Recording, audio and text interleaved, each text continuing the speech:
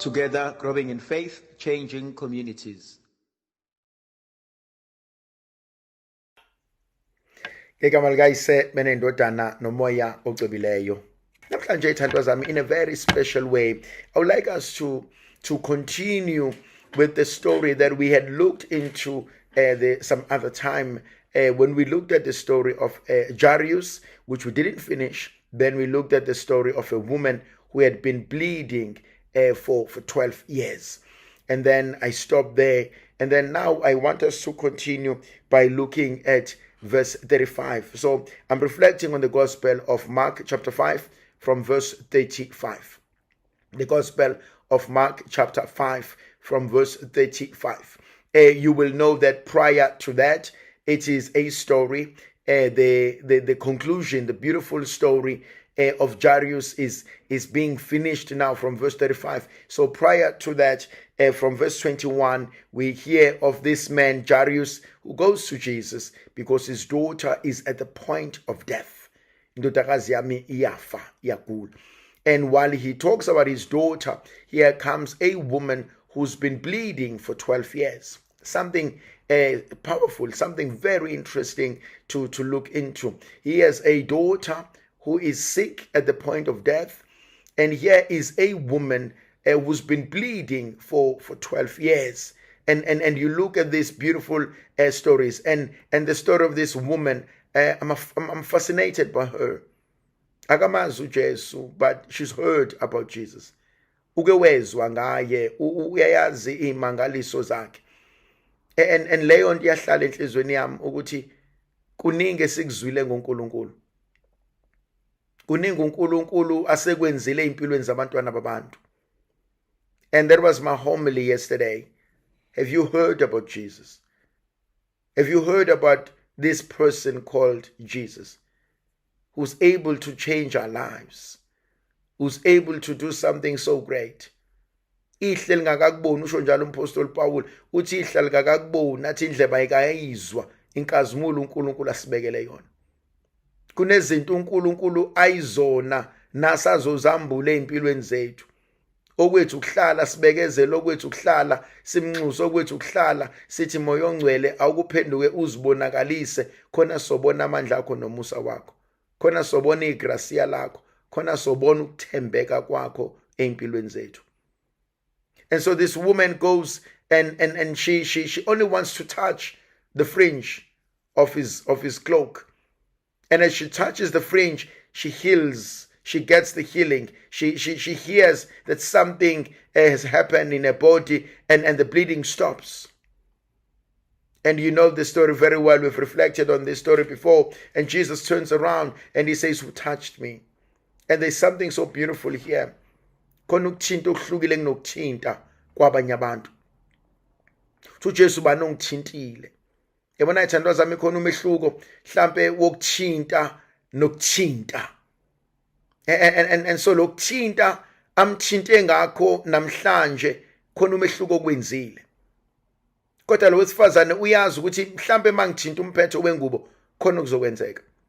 Yabona khona umkhuleko ozowusho nomkhuleko ozowusho kube khona umehluko ukuthi hayi namhlanje ngathi benkwelinye igiya. Namhlanje ngathi ngikwazile ukuconnecta noNkulunkulu. Namhlanje ngathi khona lento uNkulunkulu ayishinxile empilweni yami, ayihlehlisile empilweni yami. Ngathi namhlanje khona lento uNkulunkulu angambulela yona. Ngathi ngiyaqala ukulizwa lelizwi kanti angiqali. Ngathi ngiyaqala ukukhuleka kanti angiqali. Khona le level uNkulunkulu asibizela kuyona. And that's the same thing that happens to this woman. Uthi memthinta uJesu, lithi izwi likaNkulunkulu amandla asuka kuJesu. So there was this ukushokwa ugesi mhlawumbe, there was this unyazi mhlawumbe, there was something absolutely unique for this woman. And uJesu uyazi ukuthi khona amandla sengishiyile. uJesu uyazi ukuthi hayi khona into esiyenzekile. Lithi izwi likaNkulunkulu, wathi mephenduka ethi ubani ongithintile.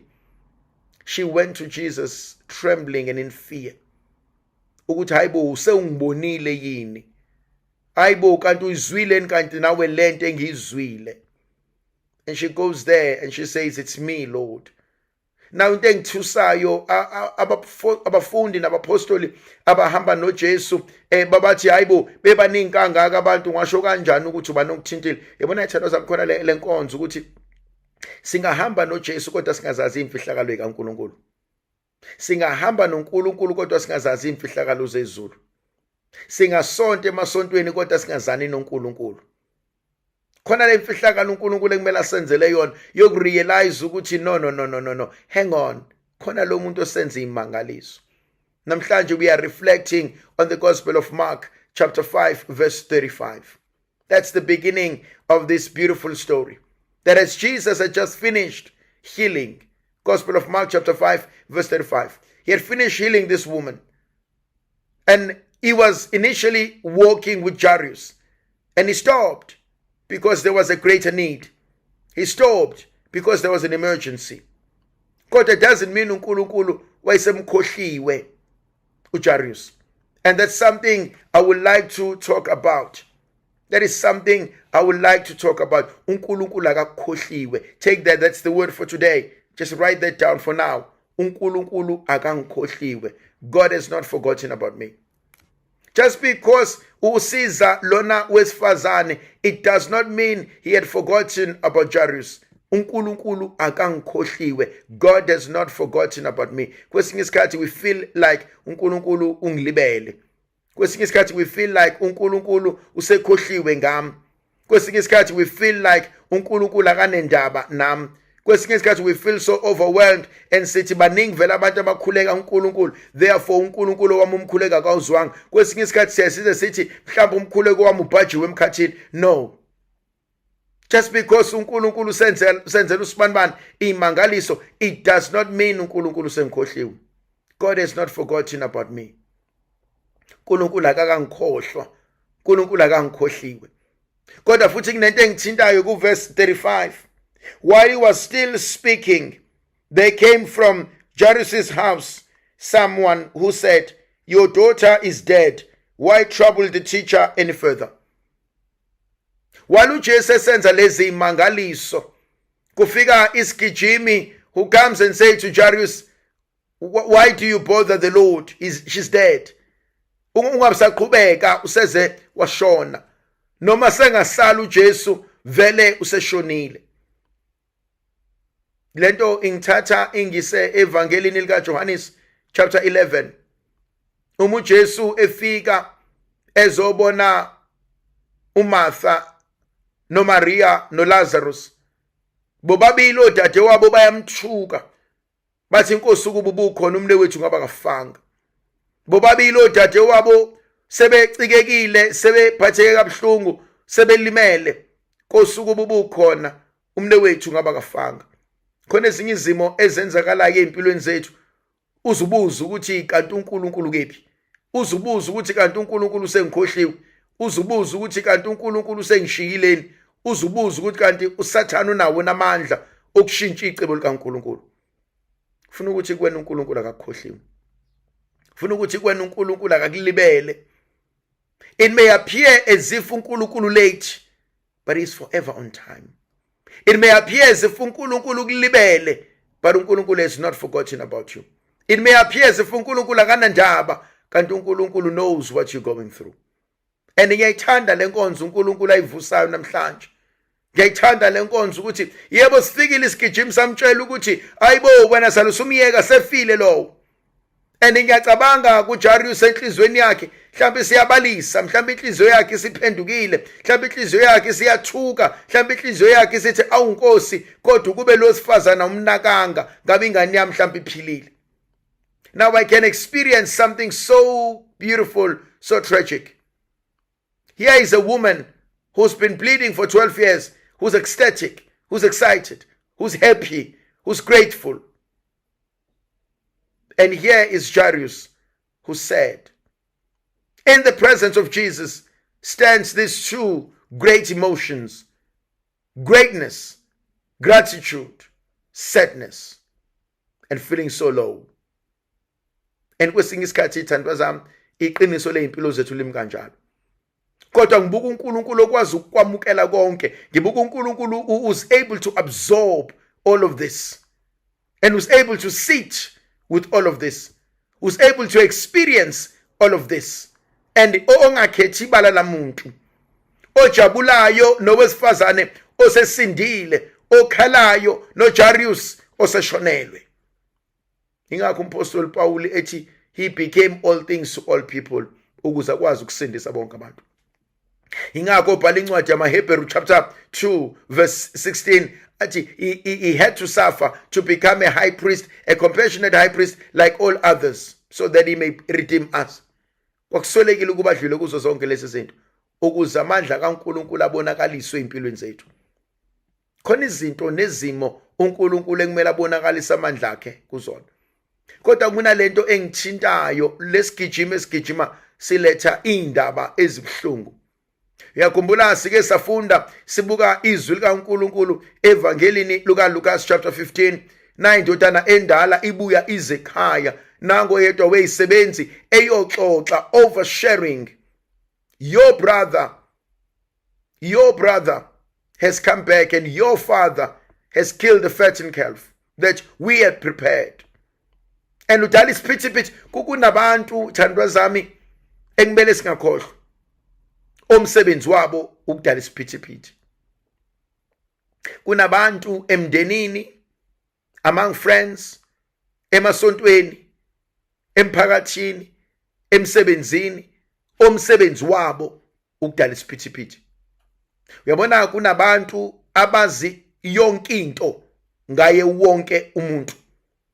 Kunabantu indaba zakho zaziwa yibona before zaziwe yiwena. Kunabantu othi mufuna umgosi uye kubona and uzowuthola. Uthola fresh unjalo.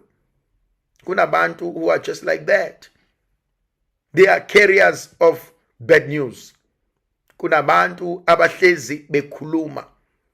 Kunabantu abayithandayo izindaba. Kunabantu abathanda ukukhuluma ngabanye abantu. And make no mistake, they are young and old, male and female. Bayakholwa bakholwa, babefundisi bamakholwa, bayilolo lonke uhlobo lomuntu. Umndeni nomndeni unabo abantu abanjalo, among friends sinabo abantu abanjalo, emsebenzini sinabo abantu abanjalo. Khona lo muntu ohlezi efuna ukuba uyena njalo, owazi indaba kuqala, oxoxa indaba kuqala, owazi zonke izinto zabanye abantu. And bakhona labo bantu. You know what fascinates me? As lendoda or as lo mama, as whoever this someone is, as Jairus, lezi indaba ezibhlungu kangaka. Kwenzakalani in verse 36. But overhearing what they said, Jesus said to the ruler of the synagogue, do not be afraid, only believe. Sebekuzwile konke. Ngiyithanda lenkonzo kaJairus, okwamanje akakasho lutho, okwamanje akakakhuluma. Kodwa uJesu uthi meyizwa le ndaba ebesethi hayi ungesabi, asikho isidingo sokuba wena usabe, asikho isidingo sokuba wena udikibale. Into ekumele uyenze kholwa kuphela. Yazi ngathi uJesu uthi kuJairus, yabona mfana wami namhlanje ufike kanti vele I'm supercharged. Ngathi uJesu uthi namhlanje kuJairus, hawu mfana wami awuboni into engiqeda ukuyenza manje. Ngani ngisanda kusiza umuntu osegule for 12 years. Don't you think I can do the same for your daughter? And ilokho ngifuna ukusho mhlambe kuwena namhlanje kuseni. Ungabuki inkinga zakho bese ukala uNkulunkulu ngazo. Ungabuki usizi lakho bese ukala uNkulunkulu ngalo. Ungabuki izinto ezihlula mina nawe bese ukala uNkulunkulu ngakho. No. uNkulunkulu mdala. uNkulunkulu umakade bona. uNkulunkulu akanakulinganiswa nezinto ezihlula mina nawe. Anasikalenzi leli phutha lokufuna ukukala uNkulunkulu. Cha. Asingalezi lelo phutha lokufuna ukuweya uNkulunkulu ukuthi hayi lento kuNkulunkulu izomhlula, hayi lento ke ngeke izomginqa, hayi lento ke ngeke yenzeke. No. Kuthi uNkulunkulu ngisabe. Okwakho nje ukukholwa. And that's something powerful. Ungesabi. Okwakho ukukholwa. Do not be afraid. Just believe. In whatever you go through, there is this beautiful prayer that I love more than any other thing. Noma ngihamba phansi kwethunzi lokufa ngikwesaba okubi ngoba wena Nkosi nami. Even though I walk in the shadow of death, I fear no evil, for you, O Lord, are with me. Yabona ithandwa zami, ikuphi bekwele sikwenze, ikuphi uNkulunkulu bekumele asitshele kona, ikuphi uNkulunkulu bekumele asikhulumele kona, ngoba usesitshelile nje amaqiniso. Athi ungesabi, athi kholwa kuphela. Kholwa ukuthi ngizokwenza. Kholwa ukuthi angikukhohliwe. Kholwa ukuthi mina ngikwazi ukulungisa konke. Ngiyafuna ukuhlala kule ndaba ethi ungabuki inkinga zakho bese ukala ngazo uNkulunkulu. Awubhale kube izwi namhlanje. Ungabuki inkinga zakho ebese ukala ngazo uNkulunkulu. No, don't weigh God. Don't weigh him. No. He is unmatched. He is unmatched by any other thing. We can't weigh him. We can't put God in a jacket. We cannot say, uNkulunkulu can take care of this, uNkulunkulu cannot take care of that. No. Ungesabi, kholwa. Asingamkala uNkulunkulu. Asingabuki inkinga zethu nokuxakeka kwethu. Asingabuki usizi lwethu bese sikala uNkulunkulu. Wena wabona umuntu ekala amanzi ophuthu ethi hayi lamanzi azokwanela. Wena wabona umuntu ekala impuphu athi hayi le mpuphu izo. No. uNkulunkulu is not like that. uNkulunkulu uzokwenzela. Yazi uNkulunkulu uzokukhombisa amafilimu. uNkulunkulu uzokwenzela noma ungasafuni ngoba uNkulunkulu uyakuthanda. uNkulunkulu uzokwenzela noma ungasakholwa ngoba uNkulunkulu uyakuthanda. uNkulunkulu uzokwenzela noma usudikibele ngoba uNkulunkulu uyakuthanda. uNkulunkulu uzokwenzela noma usulahlekelwe yithemba ngoba uNkulunkulu uyakuthanda. uNkulunkulu uzokwenzela ngoba uNkulunkulu akasikweleti lutho. Uzosenzela futhi akafune lutho kodwa uzosenzela. Ngiyayithanda mina leyo ndaba. Uthi do not be afraid, only believe. Why do you allow fear so much? Why do you allow fear? Why do you allow yourself to be petrified? Why do you allow yourself to lose hope? Why do you allow it? Do not allow that which you have not power over. Do not allow it to enter into your house, to enter into your space, to enter into your heart, to enter into where you are, because it will destroy you. Do not allow fear. Ungavumeli ukwesaba ngoba hlezi uzokwenza okulihlazo. Ungavumeli ukwesaba ngoba hlezi uzokwenza into uNkulunkulu angayithandi. Ungavumeli ukwesaba ngoba hlezi uzokumthuka uNkulunkulu. Athi ungakwenzi lokho. Asameni ithandwa zami siye ku verse 37. And he allowed no one to follow him except Peter, James and John, the brother of James. This is absolutely amazing. At the beginning, ithandwa zami umasamba uJesu esezohamba in verse 23. And they implored him earnestly, saying, my little daughter is at the point of death. Come and lay your hands over her, so that she may be made well and live. And he went with him, and a great crowd followed him and thronged about him. In verse 24, uJesu wayehamba nesixuku emzini kaJairus. Kodwa in verse 37, uJesu wasishiya isixuku. Hear me well. Eqaleni ubezohamba nesixuku. And ube okay nalokho. Kodwa manje akasifuni. Eqaleni he was okay with isixuku. Kodwa manje akasifuni. It is okay to say isixuku siyahlala ke manje. Khona indawo engadinga abantu abaningi. Khona izinto engadinga abantu abaningi. Khona izimo engadinga abantu abaningi. And only umuntu who is spiritually inclined knows that. Khona inkulumo engadinga abantu abaningi. IsiZulu sithi ubuningi buyabona ububende. Khona izinto, khona izimo, khona inkulumo, khona igameko engadingi abantu abaningi. We call them closed meetings.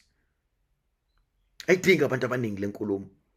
Lesimo obhekana naso asidingi abantu abaningi. Lezimo ezenzeka kwakho ayidingi abantu abaningi. Khona izimo obukayo kwele mimoya ukuthi hayi la ngingabamema abantu, hayi la singahlala nabantu, hayi la singaxoxa nabantu. Kube khona ezinye no. And you find this so powerful ukuthi khona ezinye izimo no, and nobody knew about it. And osesibadala bese sithi masikhuluma sikhumbula ukuthi ayibo wema kwakwenze njani laphana, webaba kwakwenze njani laphana, wemkhulu afana hleke athi mntanami khona ezinye izinto engadinga abantu abaningi. Athi mntanami khona ezinye izinto engadinga ukutshelwa abantu. And that's something powerful. And that's something so great. uJesu says no, angisasifuna isixuku, asale. Khona abanye abantu abangadingi ukuba bahambe nawe. Khona abanye abantu abangadingi ukuba babe ingxenye yalento oya kuyona. Yazi ngikhumbuza indaba ezwini likaNkulunkulu uma lensizwa kumele iyobhekana nempi. Baningi abantu ahamba nabo athi uNkulunkulu ukuze ukwazi ukuyinqoba lempi athi nanku umfula athi abaphuza amanzi. Abanye babeyaluza beyofuna izintsha abazophuza ngazo lithi izwi likaNkulunkulu, kodwa abanye baguqa ngamadolo baxhapha amanzi njengenja, baphuza amanzi ngomlomo, baphuza amanzi ngezandla, baphuza amanzi njengezinja. Lithi izwi likaNkulunkulu, wathi uNkulunkulu thathela amadoda, nanga amadoda engizolwa nawo izimpi. Yazi kwesinye isikhathi ngeke ngithi mina uNkulunkulu bekumele simcela ukuthi inkosi ngicela ungihlungele abantu engimele ngihambe nabo ukubhekana nezimo empilweni yami ukuze igama lakho libabazeke. Nkosi bengicela ungihlungela abantu engimele ngihambe nabo emhlabeni ukuze intando yakhe ipheleliswe empilweni yami. Besimcela uNkulunkulu. Asidingi i-quantity, sidingi quality. We must never be convinced by the great numbers. We must be convinced by the commitment and the faithfulness of the crowd esinayo.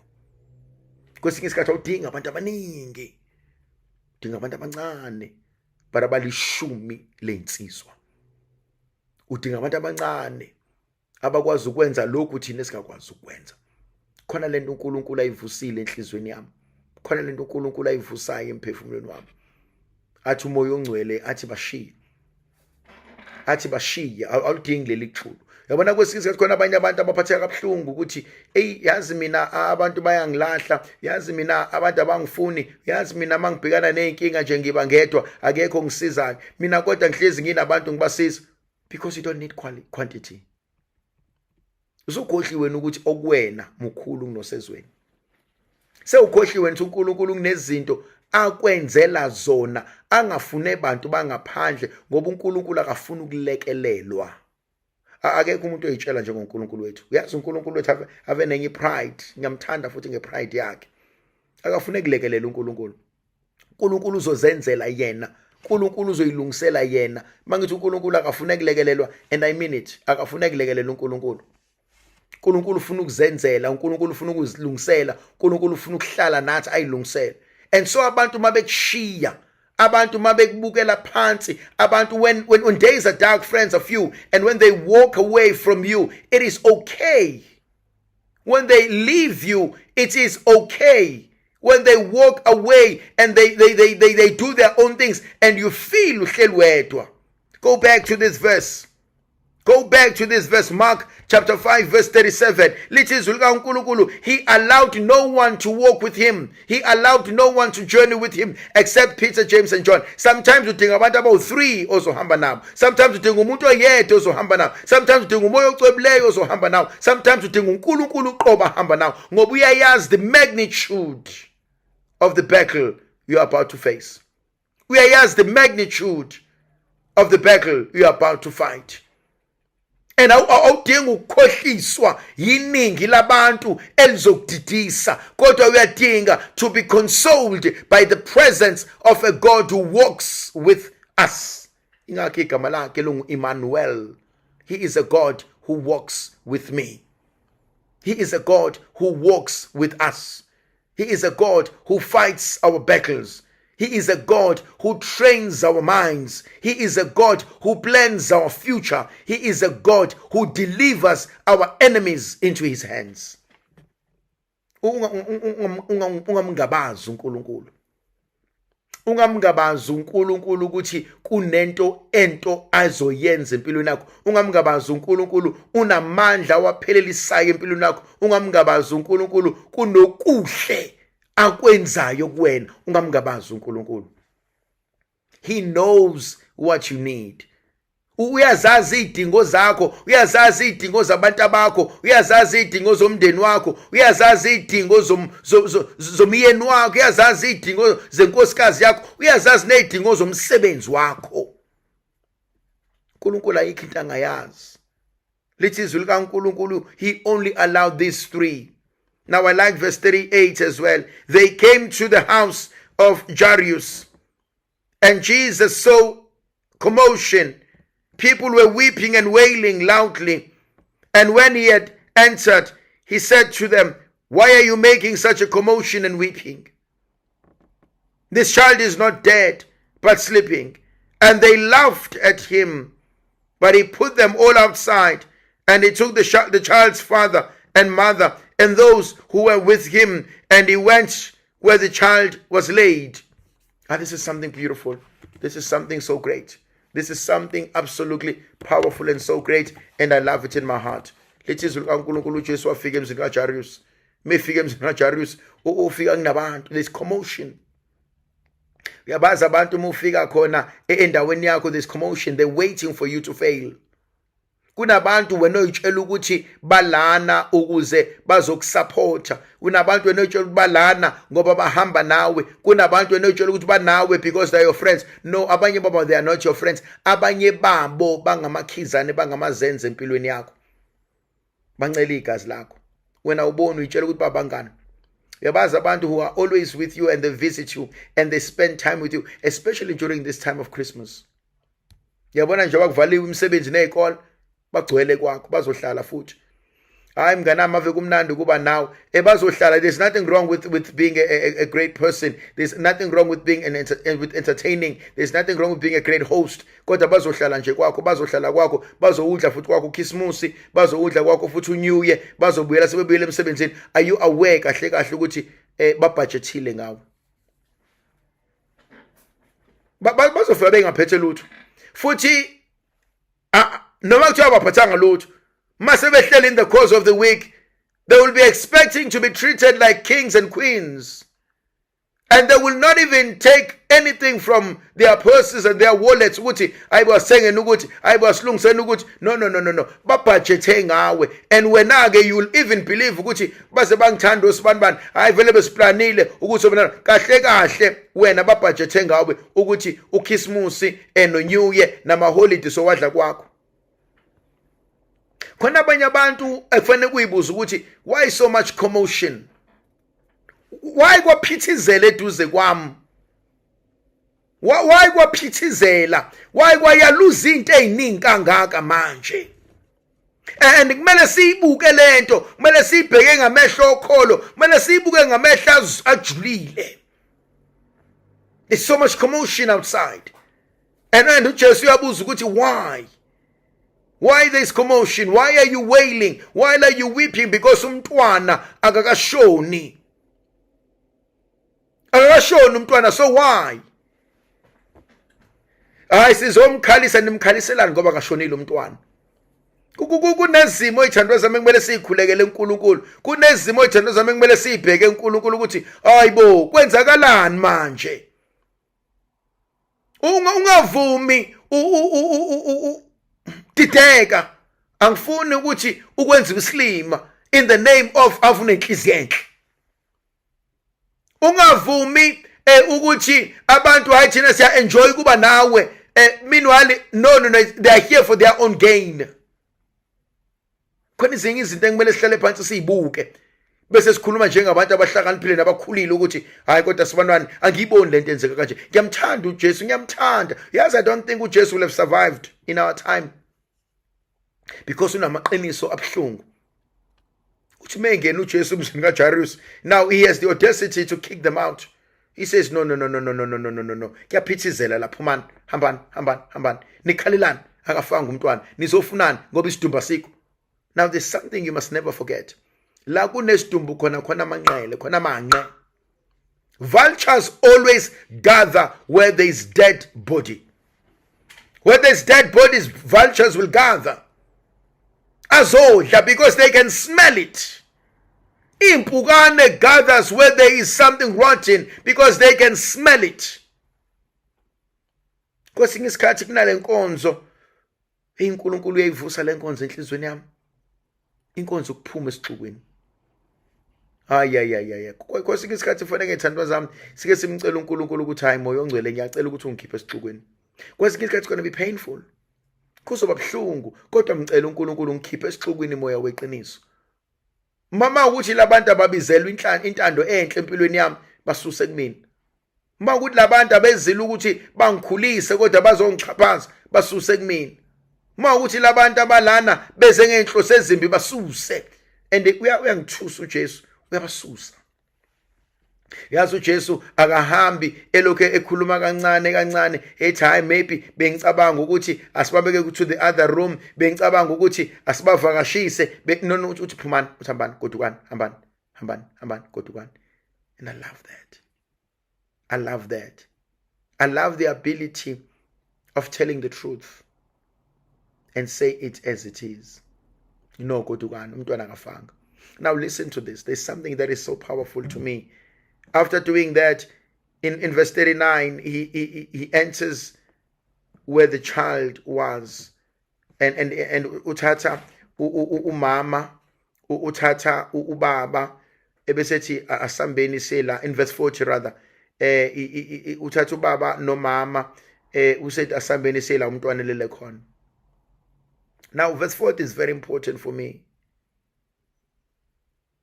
It's for the first time we hear about the mother. But he takes Peter, James, and John, Jairus, and his wife. There are only 5 people. And Jesus becomes the 6th one. Wait, listen. Uncle Pants. He comes with Peter, James, and John, Jairus, and the mother. There are only 5 people. Jesus becomes the 6th one. And guess who's the 7th one? It's the little girl.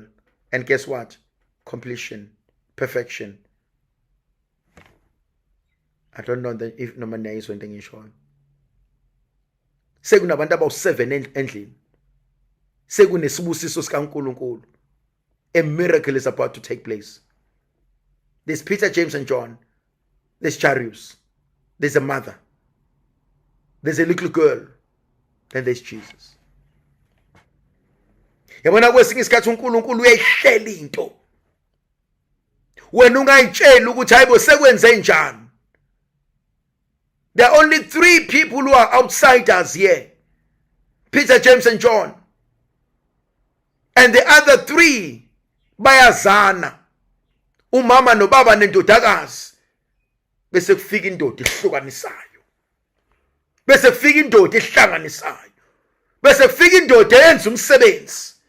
Bese kufika indoda ekwazi unquma ogama layo linguKristu Jesu. Kodwa uyangimangaza uNkulunkulu. Ngoba uthi mayifika athi kuyaphithiza la. Susan. Bese kusala number 7. Completion. Perfection. Now, I'm completing, I'm perfecting what God is doing. Now, there's something engifuna ukubuyela kuyona kancane. Lo wesifazane. By the way, she is the only one owesifazane omdala. Ngoba indodakazi ncane.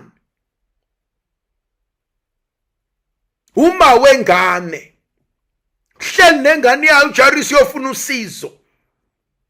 I can imagine mingena uJesu enza yonke lento ayenzayo. Mamba ambamba uJairus ambizele eceleni athi ubukephi.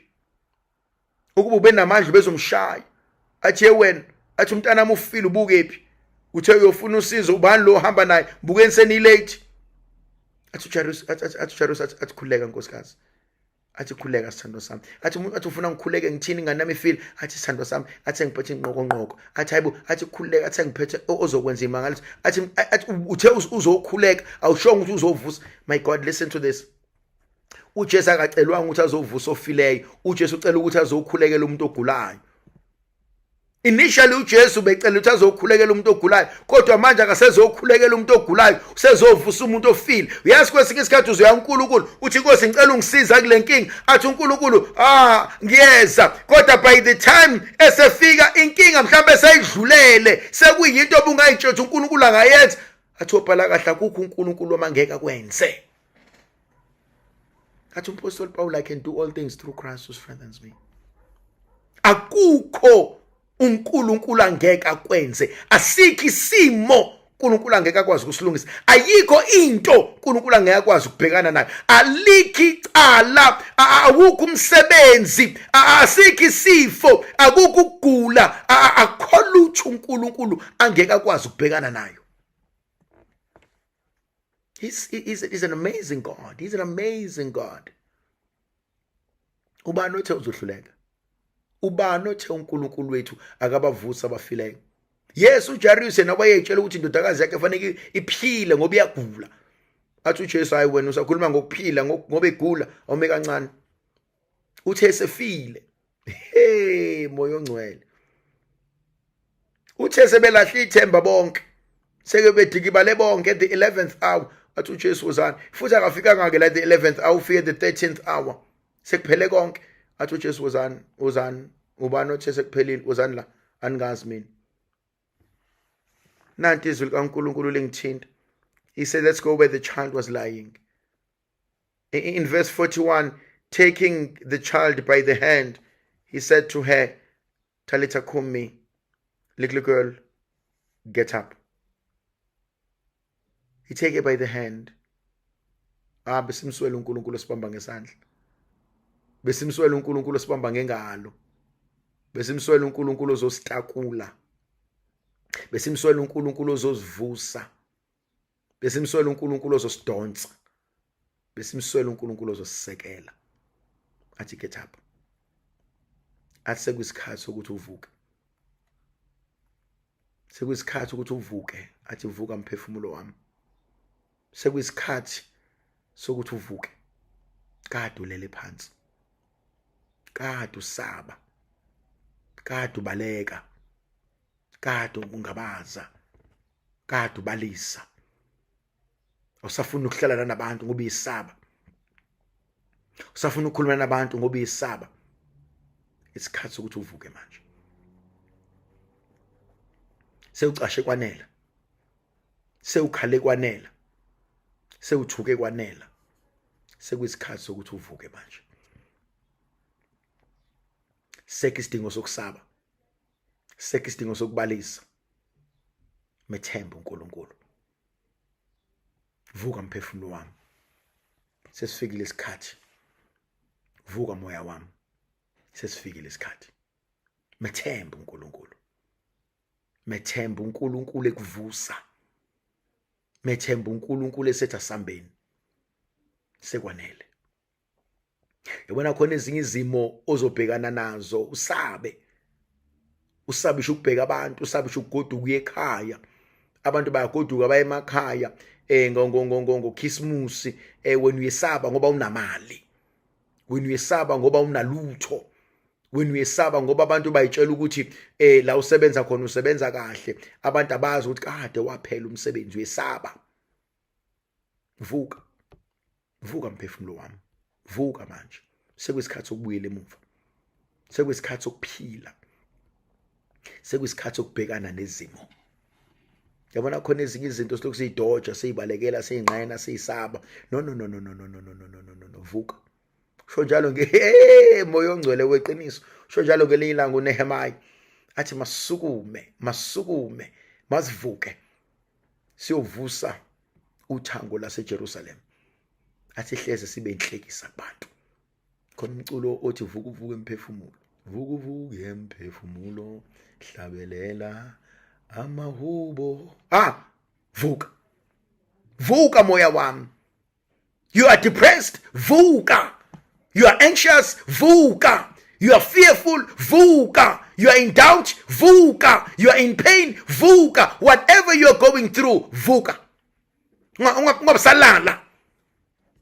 Ungabisahlala phansi. Ungasavuma, vuka.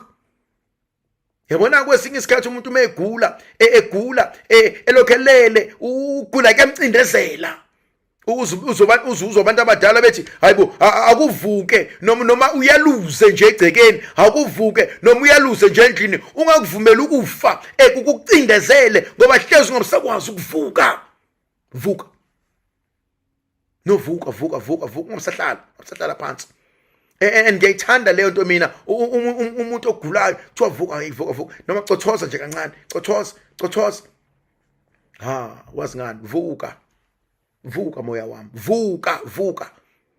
Ungabisakhala, sekudlulile, ungabisasaba futhi. Vuka mphefumulo wami. I want you to take that word as well. Vuka mphefumulo wami. Ungabisakhala, uhlalelani phansi. Vuka, yaluza nabo bonke abayaluza egcekeni. Vuka nawe uyaluze nabo bonke abantu. Vuka mphefumulo wami, vuka moya wami, vuka. Ungabisahlala phansi.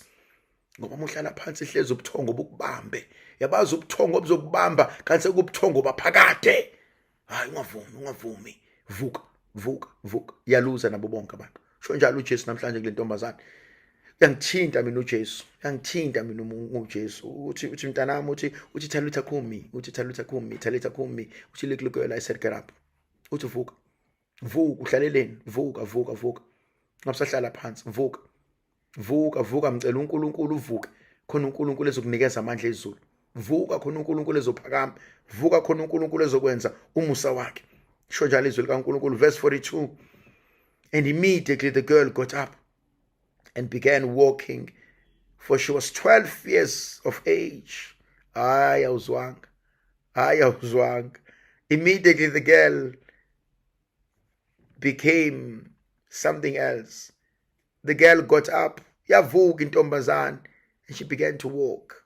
Hayibo inemiyaka le ntombazane, lithi izwi likaNkulunkulu una 12 years. Kanti owesifazane ubeneminyaka emingaki? Lithi izwi likaNkulunkulu una 12 years. And they were all overcome with amazement. Ngiyayithanda le ntombazane mina. Lithi izwi likaNkulunkulu yayisivuka masinyane intombazane yasiyahamba ngokuba ineminyaka eyi12. Khona bamangalana nokumangala okukhulu bonke ababesendlini. My God, there's something powerful here. Yavuka intombazane yasukuma. Ineminyaka emingaki u12. What does 12 mean? Go back to the 12 tribes of Israel. Go back to the 12 apostles. Go back to the 12 gates. 4 in the east. Or 3 in the east, 3 in the west, 3 in the north, 3 in the south. Number 12. It's a new beginning. It's a new governance. There's something so powerful here. There's something so powerful here. You've got number 7, uJesu abendoda esikhombisa. You've got number 12. You even have number 5, which is a balance. There are 5 men and 2 women here. Peter, James, and John, Jairus, and Jesus. Those are 5 men that strike a balance. There's balance in everything. And number 12, it's a beginning of something new. Khona lento entsha uNkulunkulu ayenza. Uyakhumbula abantwana bakaIsrayeli mabezowela umfula iJordan, uthi uNkulunkulu uJoshua uthi bekana amatshe 12 abazonyathela kuwona. Khona lento uNkulunkulu asiwelisa kuyona, khona lento uNkulunkulu adlulisa kuyona, khona lento uNkulunkulu asenzela yona. It's a new governance. Uyibonile imvuselelo yase ICC ukuthi yenze ngomhla ka12. Siya kumhla ka13, yenze ngomhla ka12. Enyangeni ka12. Yenze ngomhla ka12 enyangeni ka12. nibonile ngo-12 ebusuku ibandla lonke lisukumile lakhuleka. Like this is a new governance. Khona lento uNkulunkulu afuna ukuyiqala, khona lento uNkulunkulu asiwelisa kuyona, khona lento uNkulunkulu asenzisa yona. Never ever underestimate the power of God. Ngawadelela amandla kaNkulunkulu. Ngawadelela amandla kaNkulunkulu empilweni zethu. Khona lento uNkulunkulu ayenzayo. Khona lento uNkulunkulu afisa ukuyiphakamisa. Khona lento uNkulunkulu afuna ukuyiveza. Ngawadelela amandla kaNkulunkulu. uNkulunkulu kunezinto afuna ukuzenza empilweni zethu. uNkulunkulu kunezinto azenzayo empilweni zabantwana babantu. Uthi bheka konke ngidala kube kusha. Uthi bheka konke ngilungisa kube kusha. Lithi izwi likaNkulunkulu yasukuma intombazana. Yayaluza intombazana. Bamangala bonke abantu. Ngiyamthanda mekhuluma. Lithi izwi likaNkulunkulu wayeneminyaka eyi12. Uthi bonke abantu bamangala. Verse 43. And he strictly charged them that no one should know this. And he told them to give her something to eat. Khona ezinye izinto uNkulunkulu ayikhulumayo athi uNkulunkulu hayi musana ningalokhu ngixoxela abantu into eziningi kangaka. Athi hayi musana uxoxa into eziningi kangaka. Athi kodwa hayi nikeni into yokudla umntwana akusona isipoki lesi uyaphila mnikeni into yokudla kodwa ningalokhu ngixoxa abantu ningahambi ngixoxela abantu imfihlakalo zezulu eziningi kangaka. Shiyani uNkulunkulu kaNkulunkulu. My God. Ngicela uNkulunkulu ukuthi inkosi hamba nami kule ndlela. Nkosi ngikhanyisele kule ndlela. Ikuphi ofuna ukuphelelisa empilweni yami? Ikuphi ofuna ukwenza empilweni yami? Ngegama likaYesu indodana nomoya ocebileyo. Amen.